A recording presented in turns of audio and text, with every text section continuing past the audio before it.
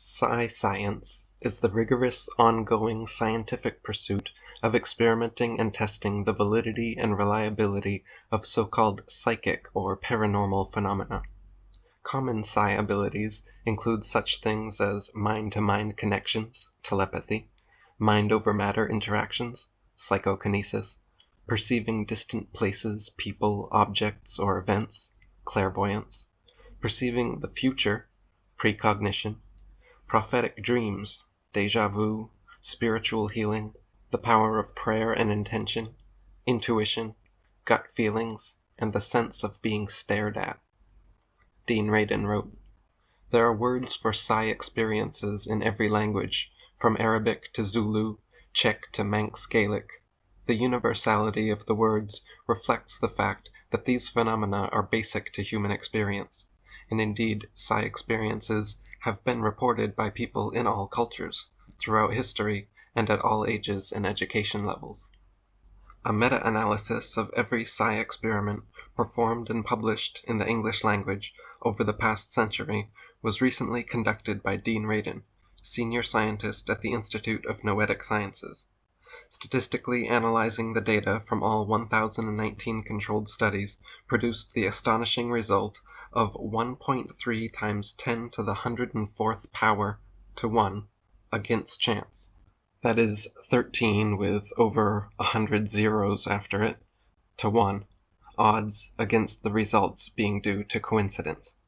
Dean Radin wrote, "After a century of increasingly sophisticated investigations and more than 1,000 controlled studies with combined odds against chance of 10 to the 104th power to 1, there is now strong evidence that some psi phenomena exist. While this is an impressive statistic, all it means is that the outcomes of these experiments are definitely not due to coincidence. We've considered other common explanations like selective reporting and variations in experimental quality, and while those factors do moderate the overall results, there can be little doubt that overall something interesting is going on. It seems increasingly likely that as physics continues to refine our understandings of the fabric of reality, a theoretical outlook for a rational explanation for psi will eventually be established." Scientists, psychologists, academic institutions, and governments have been conducting psi research with consistently positive results for over a century, yet widespread acceptance of the existence of such phenomena is curiously absent. In 2002, a review of the 57 most popular introductory psychology textbooks in common use at universities showed that 24 contained no mention of psi whatsoever, and the 33 that did devoted an average of only 2.4 pages to the subject. Not only is the voluminous amount of available psi research mysteriously absent from the textbooks, but the second most often cited references come from the magazine Skeptical Inquirer. Dean Radin wrote, "This should make your hair stand up. It's like trying to sustain a serious scientific discussion based on citations from tabloids. If this is the type of scholarly information being fed to impressionable psychology students, it's not surprising that whole generations of future academic psychologists assume there's nothing to it." Alan Turing wrote, "I assume that the reader is familiar with the idea of extrasensory perception, telepathy, clairvoyance, precognition, and psychokinesis. These disturbing phenomena seem to deny all our usual scientific ideas. How we should like to discredit them. Unfortunately, the statistical evidence is overwhelming. It is very difficult to rearrange one's ideas so as to fit these new facts in. Simply stated, there is no place in the old Newtonian, Darwinian models for the existence of psi, and this, more than anything, is likely responsible for the lack of mass acceptance of psi as a genuine phenomena. In a material universe where mind is merely an emergent evolutionary mechanism, such abilities as clairvoyance and precognition must be cast aside as superstition or coincidence. Regardless, valid psi science continues its march forward while the skeptical establishment and its indoctrinated minions religiously defend the dogma of their crumbling material worldview."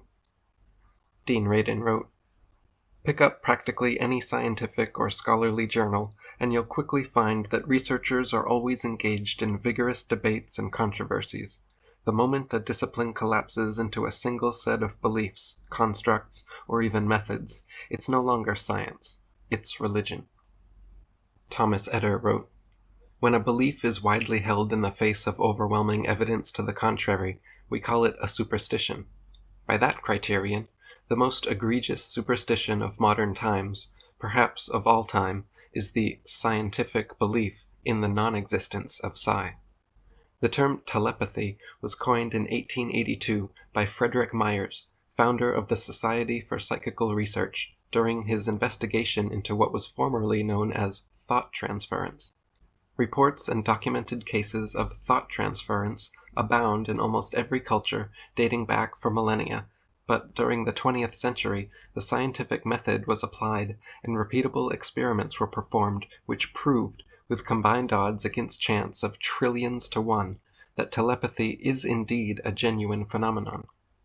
The most common method of testing perceptual psi, ESP telepathy, is to isolate a test subject from a hidden target object or person placed at a distance and see if the test subject can accurately describe the target or mentally influence the other person. Hundreds of variations have been performed on experiments following this basic design.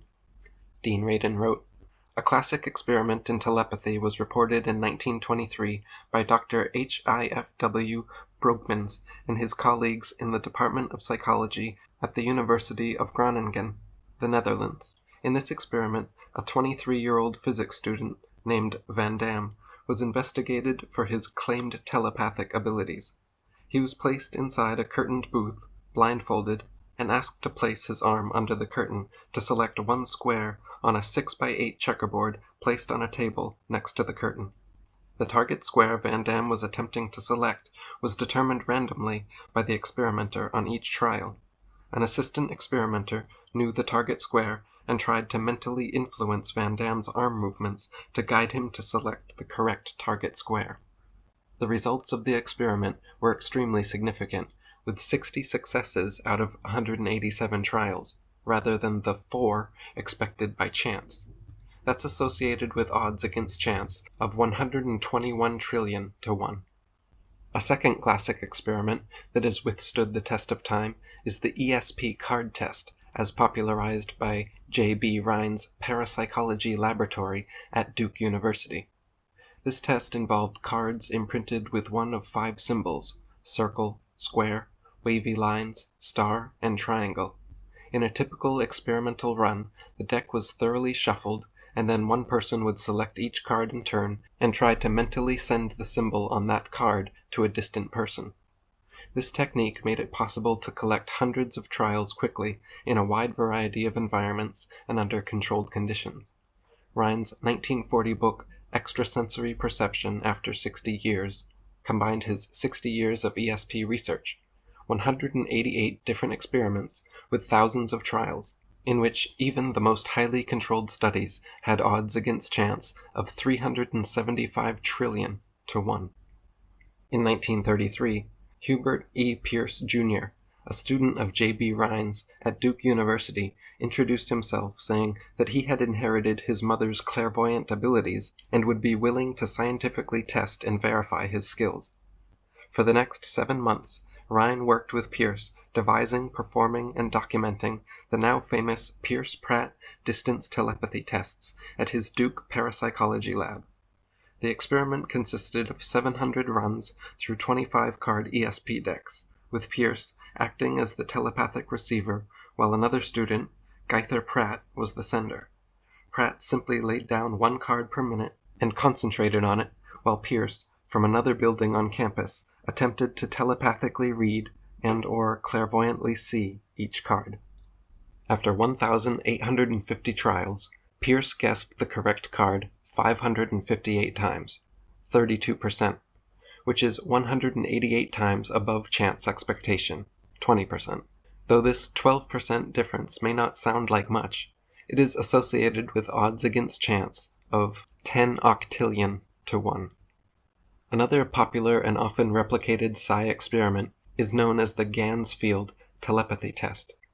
In a Gansfield test, participant A sits in a comfortable, reclining chair, wears headphones playing pink noise, peaceful waterfall sounds, has halved ping-pong balls placed over their eyes, and a soft red light shined on them. This type of sensory deprivation results in a dreamy state of awareness in which the subject becomes more open to mental suggestions and impressions. Once participant 1 is fully immersed in this Gansfield condition, participant 2 sits in another room watching a freeze-frame picture on a TV screen and attempts to telepathically send that image to participant 1. Later, participant 1 comes out of the Gansfield state, discusses their impressions, is shown 4 images, and must choose which one they think participant 2 was sending them. Dean Radin wrote, "From 1974 through 2004, a total of 88 Gansfield experiments reporting 1,008 hits in 3,145 trials were conducted. The combined hit rate was 32%, as compared to the chance expected 25%. This 7% above chance effect is associated with odds against chance of 29 quintillion to 1. The modern Gansfield experiment is as close to the perfect psi experiment as anyone knows how to conduct. Until recently, the Gansfield experiments were largely unknown outside of the discipline of parapsychology. Then, in 1994, psychologists Daryl Bem from Cornell University and Charles Honorton from the University of Edinburgh published a meta-analysis of Gansfield studies in Psychological Bulletin, a well-regarded academic psychology journal. That paper provided strong evidence for a genuine psi effect. Bem and Honorton's review of earlier Gansfield studies estimated an effect with overall odds against chance of 48 billion to 1. In Upton Sinclair's 1930 book Mental Radio, he catalogued a series of picture-drawing telepathy experiments performed in collaboration with his ESP-gifted wife, Mary Craig Sinclair.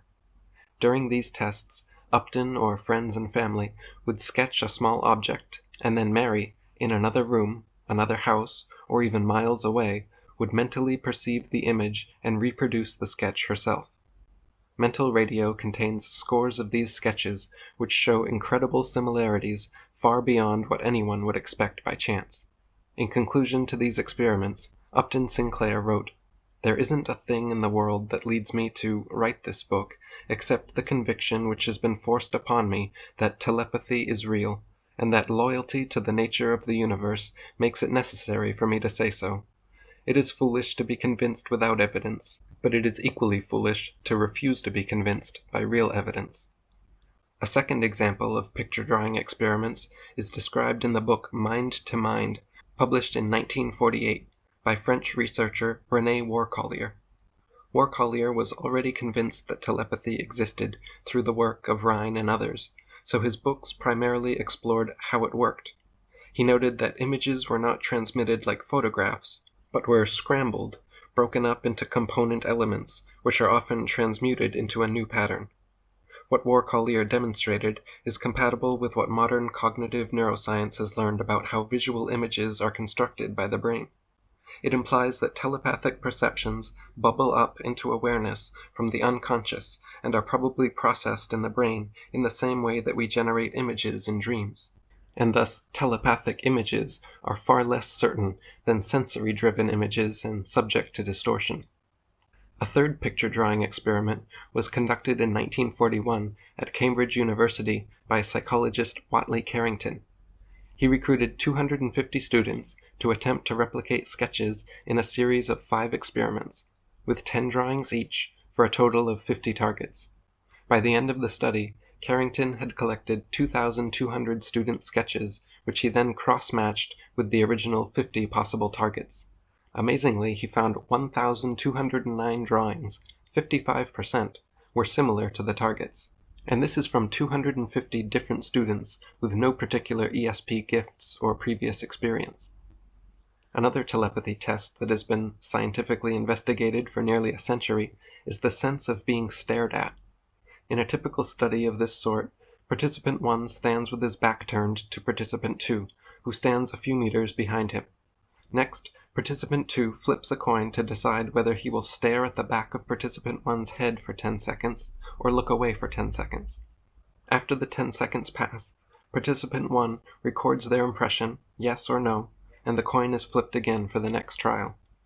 Dean Radin wrote, British biologist Rupert Sheldrake has popularized experiments based on this simple design, and under more controlled conditions, such as those involving use of blindfolds, no trial-by-trial feedback, and even more secure conditions such as having participants stare through a window from a distance, I found 60 such experiments involving a total of 33,357 trials from publications cited by Sheldrake and others. The overall success rate in these experiments was 54.5%, where chance expectation is 50%. The overall odds against chance are a staggering 202 octodecillion. That's 202 with 56 zeros after it to 1. In over a dozen scientific experiments over the last 45 years, using EEG and MRI brain scanning technology, pairs of identical twins have been separated into different rooms, and one of them subjected to visual or emotional stimulus, which is then found to register on both of their brains simultaneously. This has also been shown to happen with a lower correlation rate between family, friends, and complete strangers as well. Dean Radin wrote, The design used in these electroencephalograph or EEG correlation experiments asks, in effect, whether poking one person will provide an ouch response in a distant partner. It's not recommended to poke people in the brain, so instead we use a stimulus like a flashing light to cause one of the brains to jump electrically in a predictable way, and then we look at the other distant brain to see if it's jumping at the same time. Psychophysiologist Jacobo Grinberg Zilberbaum and his colleagues from the National Autonomous University of Mexico reported a series of studies in which they claimed to detect simultaneous brain responses in the EEGs of separated pairs of people. One of their studies was published in the journal Physics Essays, stimulating another round of replication attempts. In 2003, a successful replication was reported in Neuroscience Letters by EEG specialist Jerry Wackerman and his colleagues. Wackerman's team concluded that we are facing a phenomenon which is neither easy to dismiss as a methodological failure or a technical artifact, nor understood as to its nature. No biophysical mechanism is presently known that could be responsible for the observed correlations between EEGs of two separated subjects. Another successful replication, this time reported by Liana Standish of Bastyr University and her colleagues, was recently reported in the medical journal Alternative Therapies in Health and Medicine. They conducted an EEG correlation experiment with the receiving participant located in a functional magnetic resonance imaging (fMRI) scanner. They found a highly significant increase in brain activity, odds against chance of 14,000 to 1, in the receiving person's visual cortex in the back of the brain, while the distant partner was viewing a flickering light. The same group later successfully replicated this finding. The man who invented the EEG, Hans Berger, actually became interested in the brain and the powers of the human psyche after a telepathic experience he had in early childhood. It began when one day, as a soldier during a military training exercise, he was thrown off his horse and nearly trampled by a horse-drawn cannon. Dean Radin wrote, Miraculously, the driver of the artillery battery managed to stop the horses just in time. The accident left Hans thoroughly shaken, but without serious injury. At that very moment, many miles away in his family's home, Hans' older sister was suddenly overwhelmed with an ominous certainty that something bad had happened to Hans. She anxiously insisted that their father contact him, and so he did via telegram. That evening, when Hans received the telegram, he was initially concerned as he had never before received a telegram from his father. Then, upon reading his sister's urgent concern about his well-being, he knew that his feelings of intense fear earlier in the day had somehow reached his sister. Many years later, Hans wrote, This is a case of spontaneous telepathy in which, at a time of mortal danger, and as I contemplated certain death, I transmitted my thoughts, while my sister, who was particularly close to me, acted as the receiver. French philosopher and Nobel laureate Henri Bergson, in a presidential address to the Society for Psychical Research in London, May 1913, said, "If telepathy is a real fact, it is very possible that it is operating at every moment and everywhere, but with too little intensity to be noticed, or else it is operating in the presence of obstacles which neutralize the effect at the same moment that it manifests itself. We produce electricity at every moment. The atmosphere is continually electrified. We move among magnetic currents, yet millions of human beings lived for thousands of years without having suspected the existence of electricity. It may be the same with telepathy."